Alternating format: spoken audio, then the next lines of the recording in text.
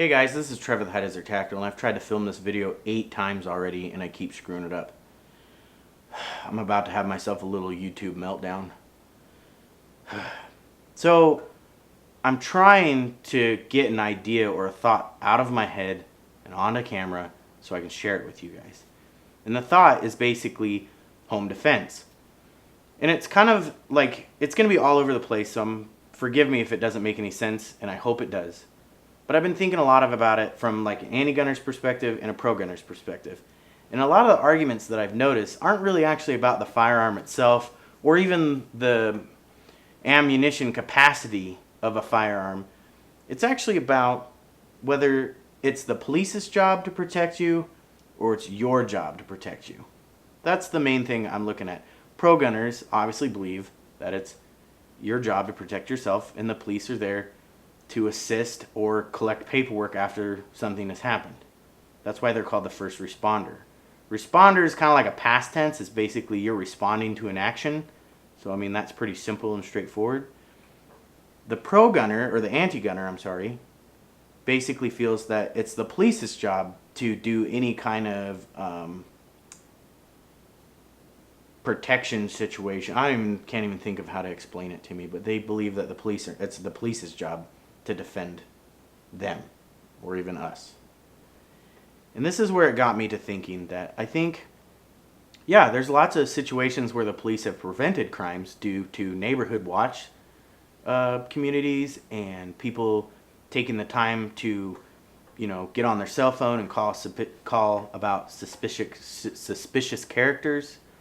But the main thing that I've noticed is that it's all like urban areas, it's all cities, it's big communities where everybody's super close. But that's actually not, that's not even half of our country. A lot of our country is rural farmland where, the community is spread out. Like where I live, like my closest neighbor is 100 yards away. Anything could happen in my house and they wouldn't even know about it. They would have no clue. I don't even think I've had a neighbor come over to my house to check in on me to see if, say, hey, I haven't seen you for a while, just wondering if you're still alive. I've never had that happen. Have you? Have you had that happen in your suburb or in your apartment complex? How often does that happen to you? The other thing, too, is the closest town to me is 6 miles. And in that town is a little sheriff's office for my county.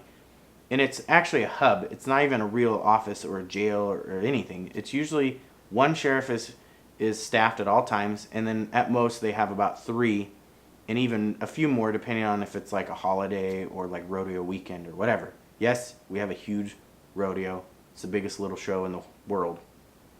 I think that's how they say it. The thing is the closest sheriff's office, like real office, is 26 miles. And even next to them is the state police, which is 26 miles. So even if I needed help, it would take a minimum, and this is me being super generous, of 20 minutes for somebody to come to my aid. That's me being like, that's like if they're in the area. So a lot can happen in 20 minutes. A lot can happen in 3 minutes. It's my responsibility to protect myself, the ones I love, and even my home. So this is where I look at it is if I need a weapon or a firearm that holds more than 5 rounds to protect myself from more than one assailant or criminal, I have every right to do that. I have every right to preserve my own life. So I hope I didn't burn any of my bridges in this video, but I just kind of wanted to share that thought and screw around with these 2 different cameras. And yep, so this is Trevor with High Desert Tactical. I hope you guys have a great rest of your week. Enjoy the sunshine because it's sunny out here. It was like 85 yesterday. It was hot for me. I don't like the heat, ironically. Take care and be safe.